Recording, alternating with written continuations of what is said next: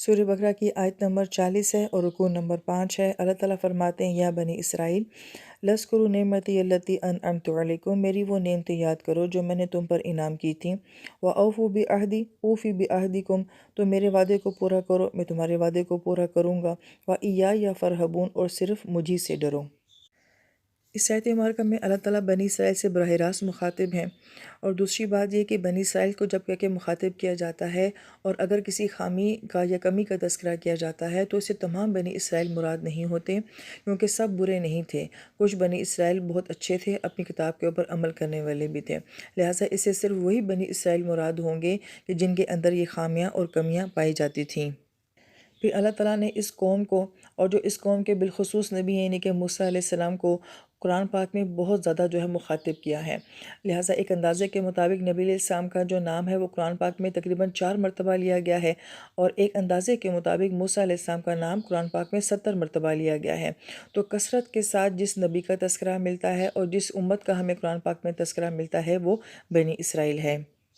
اور یہاں پہ یہ فرق بھی جان لینا چاہیے، کیونکہ بنی اسرائیل کی نسبت وہ یعقوب علیہ السلام کی طرف کی جاتی ہے، تو گویا کہ یہاں پہ یعقوب علیہ السلام کی تمام نسل وہ مراد ہوتی ہے، جبکہ بعض محققین یہ کہتے ہیں کہ یعقوب علیہ السلام کے بیٹوں میں سے ایک بیٹا جو تھا اس کا نام یہودا تھا، پھر بعد میں جا کے یہ بنی اسرائیل بھی وہ تقسیم ہو جاتی ہے، یعنی کہ یہودا یہودی اور دوسرا بنی اسرائیل میں، لیکن جب بنی اسرائیل کہا جاتا ہے تو اسے اولاد یعقوب علیہ السلام مراد ہوتی ہے۔ یہاں پہ ایک اور نقطہ بھی بہت غور طلب ہے کہ یہاں پہ ان کو بنی اسرائیل اس لیے بھی کہا جا رہا ہے، جس میں اس بات کا اشارہ ہے کہ جو قوم اپنے آباء و اجداد کے مذہب اور نظریے کے اوپر قائم رہتی ہے تو ان کو انہی کے لقب سے یا والد کے نام سے وہ پکارا جاتا ہے، جبکہ اسلام میں ایسی بات نہیں ہے۔ حالانکہ نبی علیہ السلام بنی اسماعیل میں سے ہیں، لیکن نبی علیہ السلام کو ماننے والوں کو بنی اسماعیل نہیں کہا جاتا ہے۔ اس کی وجہ یہ ہے کہ پہلی بات تو نبی علیہ السلام کی امت میں وہ کسی ایک خاص نسل نے آنا نہیں تھا۔ اس امت میں عربی بھی ہوں گے، ترکی بھی ہوں گے، ہندوستانی بھی ہوں گے، انڈونیشین بھی ہوں گے، چونکہ ہر طرح کی نسل نے اس امت کے اندر آنا تھا، تو اس لیے کسی ایک نسل کا تذکرہ ممکن ہی نہیں تھا۔ لہٰذا اگر آج سے صدیوں پہلے بھی کوئی ایمان لے کر آتا ہے یا صدیوں بعد بھی کوئی ایمان لے کر آئے گا تو اس کو آمنو کہہ کے، ایمان والا کہہ کے، امتی کہہ کے وہ مخاطب کیا جائے گا۔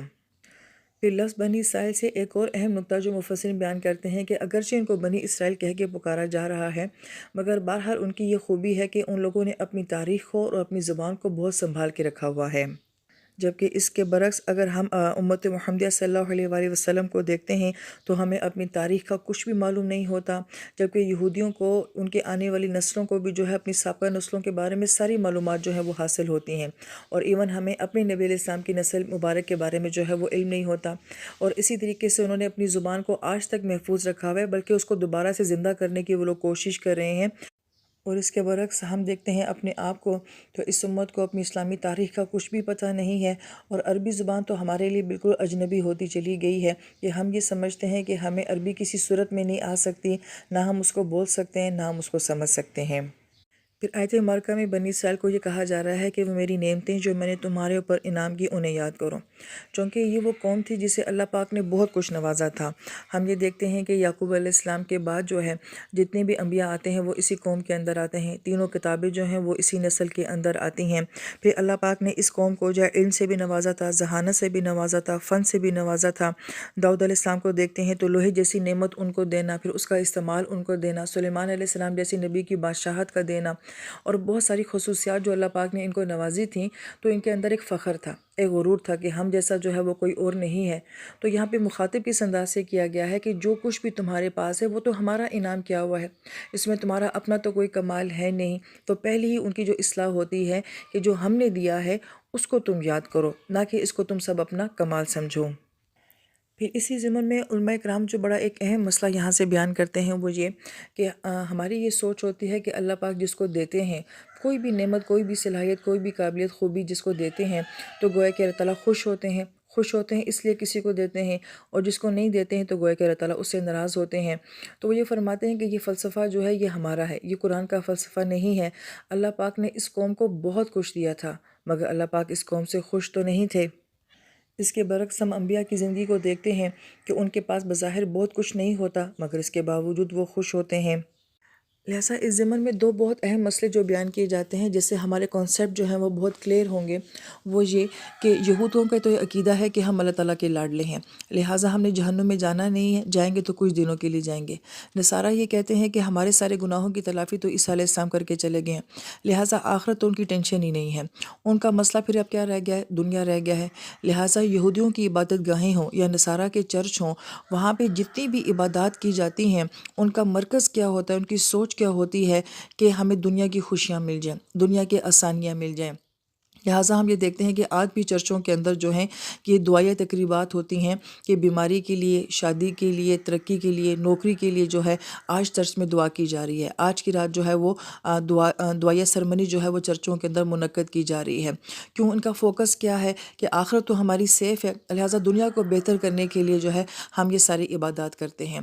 یہ سوچ ہماری نہیں تھی، یہ عقیدہ ہمارا نہیں تھا، لیکن کیا یہی سوچ اور عقیدہ آج ہمارے اندر نہیں ہے؟ ہم یہ کہتے ہیں ہمیں وظیفہ بتا دیں، ہم کون سا وظیفہ پڑھیں نوکری مل جائے، شادی ہو جائے، کون سے نفل پڑھیں کہ ہمارا کام حل ہو جائے۔ لہٰذا ہمیں اس وظیفے کے اندر جو اللہ پاک کا علم ہے، حکمت ہے، نور ہے، اس سے ہمیں کوئی غرض نہیں ہے، بس اس وظیفے کی اقتدار ہمیں پتہ ہونی چاہیے جس سے ہمارا مسئلہ جو ہے وہ حل ہو جائے۔ تو یہ ہم نے کہاں سے لیا ہے؟ جو خامی ان کے اندر تھی وہی خامی جو ہے وہ ہمارے اندر بھی ہے۔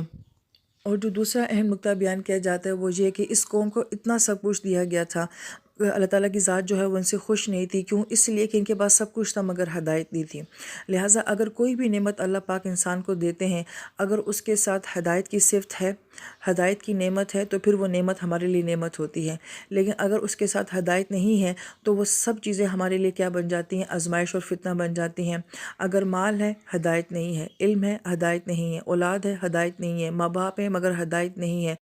غرض کہ ہر چیز کے اوپر اگر ہم اس فارمولے کو فٹ کریں تو اگر اس کے ساتھ ہدایت نہیں ہے تو یہی رشتے ناتے، یہی صلاحیتیں، یہی قابلیتیں، یہی مال، یہی علم کیا بن جاتا ہے ہمارے لیے؟ یہ وبال بن جاتا ہے۔ اس لیے اللہ تعالیٰ کی سب سے بڑی نعمت کیا ہے؟ وہ نعمت ہدایت ہے۔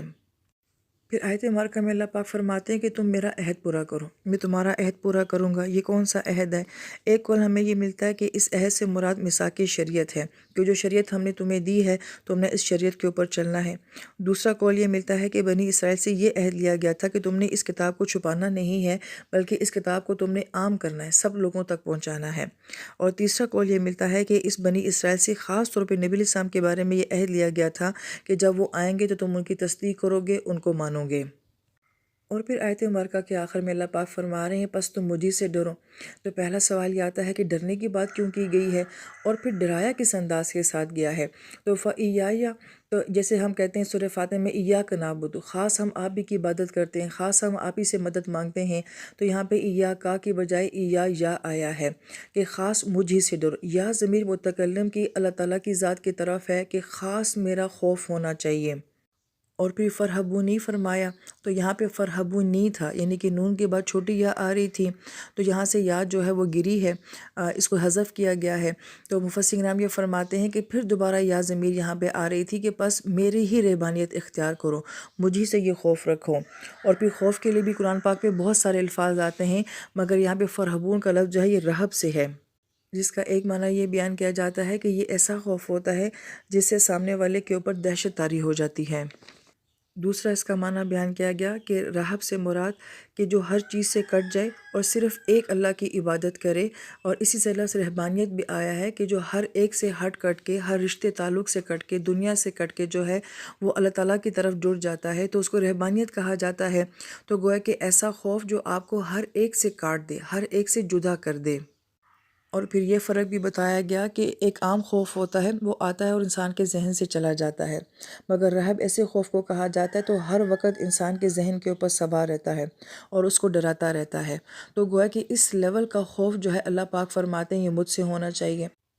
لہٰذا مفسرین کرام فرماتے ہیں کہ اس انداز میں جو اللہ پاک یہاں پہ بات فرما رہے ہیں باقی قرآن میں ہمیں کہیں اور جگہ پہ ایسا انداز نہیں ملتا کہ اللہ تعالیٰ اپنی ذات کے ساتھ ڈراتے نہیں ہیں، بلکہ اللہ تعالیٰ تو محبت کے ساتھ اپنے بندے کو اپنے ساتھ جوڑتے ہیں۔ تو یہ ڈرانا کس وجہ سے تھا؟ اس کی ایک وجہ تو یہ بیان کی جاتی ہے کہ ان لوگوں کا نبی علیہ السلام کو نہ ماننا اور قرآن کو نہ ماننا ان کی اس خوف کی وجہ سے تھا کہ اگر ہم نبی علیہ السلام کو مان لیں گے تو پھر ہماری مذہبی اجارہ داری ختم ہو جائے گی، ہمارے علم کا رعب جو ہے وہ ختم ہو جائے گا، ہمیں نبی نبی علیہ السلام کی ہر بات کو ماننا پڑے گا، لہٰذا ہماری برتری میں جو ہے وہ کمی آ جائے گی، لوگ ہمیں نہیں پوچھیں گے، ہماری وہ عزت اور وہ مقام نہیں رہے گا۔ تو یہ سارے خوف جو ان کے اندر تھے نبی علیہ السلام کو ماننے کی وجہ سے، قرآن کو ماننے کی وجہ سے، اللہ پاک نے فرمایا کہ نکلو ان سارے خوفوں سے، اور صرف اس بات کا خوف رکھو کہ اگر تم نے یہ وعدہ پورا نہ کیا تو پھر تمہارے ساتھ کیا ہوگا۔ اور پھر فرحبون کے ضمن میں چونکہ بنی اسرائیل کا تذکرہ ہو رہا ہے، اس کو مفسرین یوں بھی بیان فرماتے ہیں کہ اس قوم کے اندر علم، ذہانت، قابلیت تو بہت زیادہ تھی، لہٰذا ہمیں ان کے اندر احکام اور شریعت اور اصول یہ بہت نظر آتا ہے، مگر ان کے اندر وہ کیفیت، وہ سوچ اور وہ جذبات نہیں تھے، کیونکہ فرحبون کی جو کیفیت ہے، رہبانیت کی جو کیفیت ہے، اس کا تعلق جو ہے وہ عقل کے ساتھ نہیں ہے، بلکہ اس کا تعلق جو ہے وہ دل کے ساتھ ہے۔ تو گویا کہ اللہ پاک نے انسان کو دو نعمتیں دی ہیں، ایک عقل دیا ہے اور ایک دل دیا ہے، تو ان دونوں کا آپس میں تعلق ہونا بہت ضروری ہے۔ اگر علم ہے، غور ہے، فکر ہے، تدبر ہے، تو اس کے ساتھ ساتھ اس کے اندر جذبات، کیفیات اور سوچ کا ہونا بھی بہت ضروری ہے۔ لہٰذا یہود قوم ایسی تھی کہ جس کے اندر احکام، شریعت اور اصول یہ سب کچھ تو بہت تھا، اور نصارہ قوم کے اندر جو ہے وہ محبت، عبادات یہ سب کچھ بہت تھا۔ تو ان دونوں کے اندر ایک چیز مسنگ تھی، ایک کے پاس علم تھا مگر کیفیات، جذبات اور عبادات نہیں تھی، دوسرے کے پاس کیفیات، جذبات اور عبادات ہے مگر ان کے پاس صحیح علم نہیں تھا۔ تو گویا کہ ہمیں جو امت محمدیہ صلی اللہ علیہ وآلہ وسلم ہے، اس کو یہ دونوں چیزیں جو ہے نوازی گئی ہیں۔ یہ وجہ ہے کہ قرآن پاک میں بار بار اللہ تعالیٰ جو ہیں عقل کی بات بھی کرتے ہیں، دل کی بات بھی کرتے ہیں، اور اس قوم کو بالخصوص یہ کہا جا رہا ہے کہ عقل کے معاملے میں تمہارے پاس اگر سب کچھ ہے تو اس کے ساتھ اپنی دل کی کیفیت، فرحبون کی کیفیت کو بھی لے کر آؤ۔